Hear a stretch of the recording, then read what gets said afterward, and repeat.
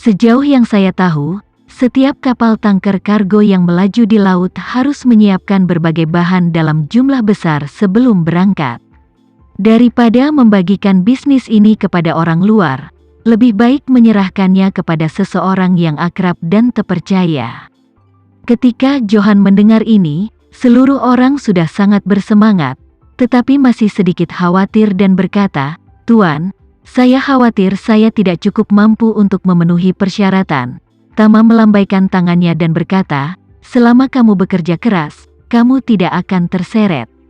Kemudian kamu pergi ke kantor pusat untuk mendaftarkan perusahaan, melengkapi kualifikasi yang relevan, dan mengatur bawahan yang kuat dan dapat diandalkan untuk melihatnya. Saat bisnis saya berjalan, dengan perkiraan konservatif Anda dapat menghasilkan puluhan juta setahun." Johan sangat bersyukur saat mendengar ini.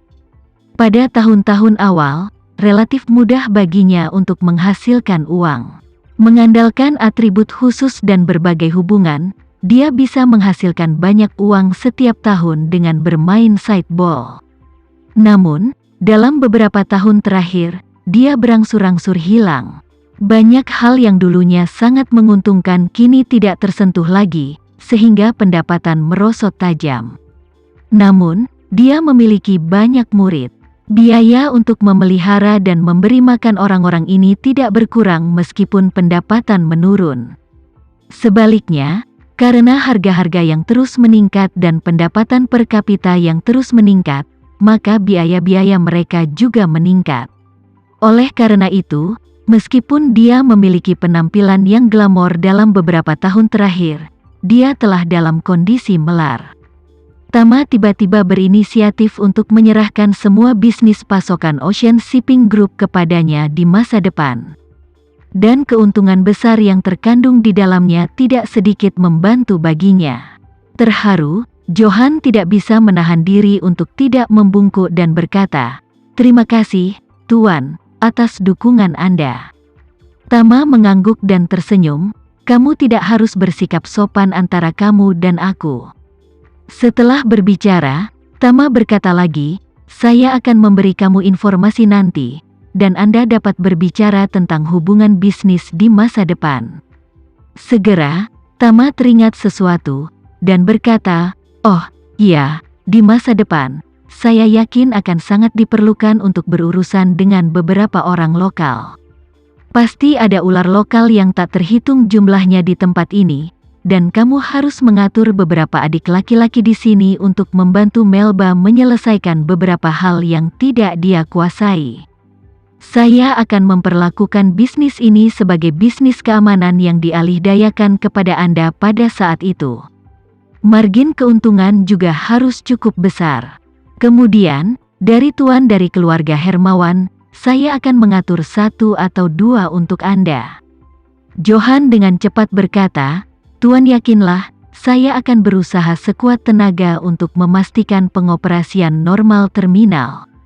"Baik," Tama mengangguk puas, dan berkata, "Jika ini masalahnya, maka kamu harus cepat merencanakan kapan kamu kembali, dan berkonsultasi dengan Melba untuk melihat apa yang perlu kamu persiapkan dan mengerjakan pekerjaan rumahmu sebelumnya."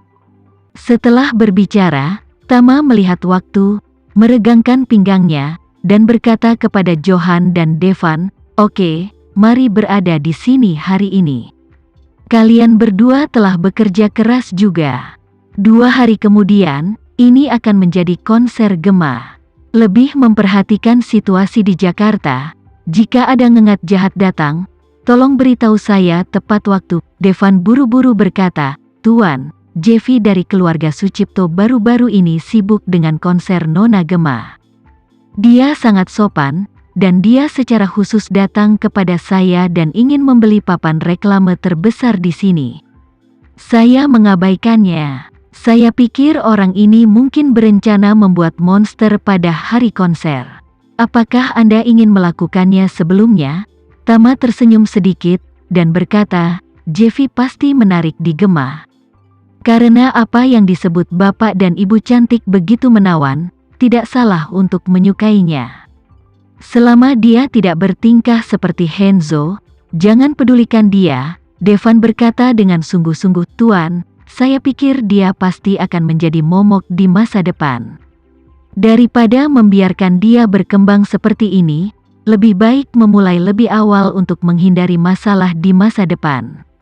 Setelah berbicara, dia tiba-tiba teringat sesuatu dan tidak bisa membantu tetapi berkata dengan penuh semangat, "Tuan, atau kirim dia ke Suriah juga, dan jadilah teman dengan ayahnya di sana."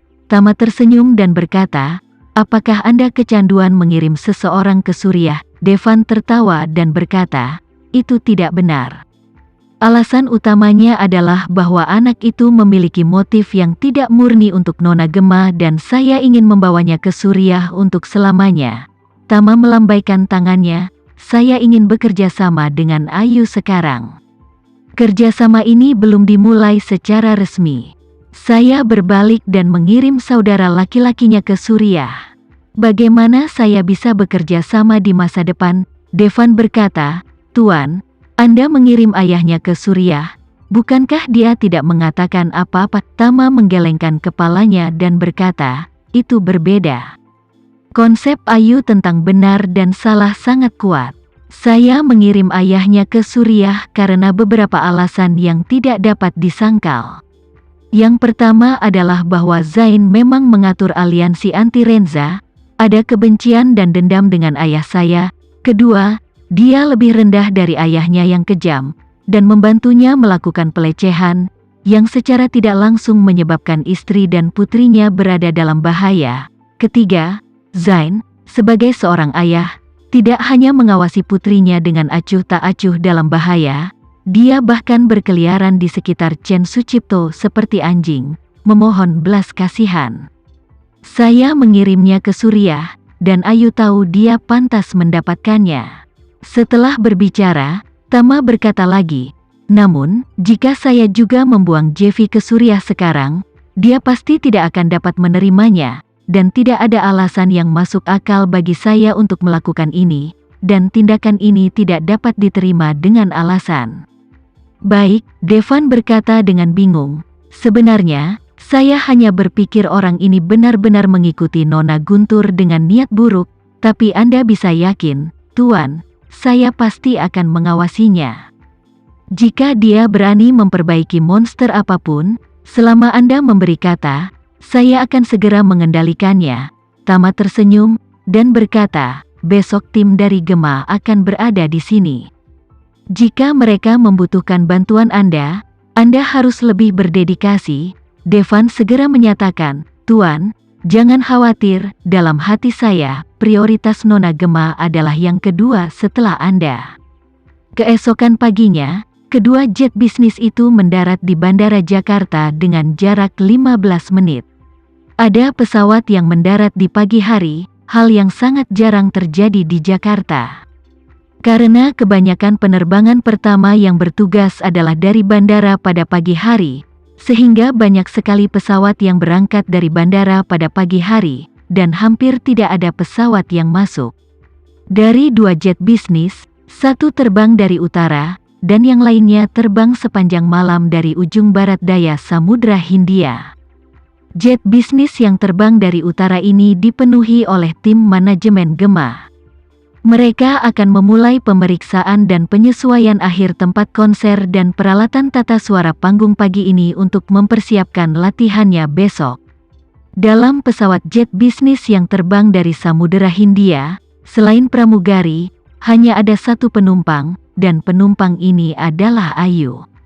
Dia berangkat ke Bali kemarin dan menangani perubahan kepemilikan pulau itu dengan Anton. Setelah formalitas selesai, dia terbang kembali tanpa henti. Ketika jet bisnisnya berhenti di stan, lusinan anggota tim Gemma di depan jet bisnis telah pergi dengan bus antar jemput bandara. Dia naik kendaraan off-road yang disiapkan di bandara dan menuju ke terminal jet bisnis.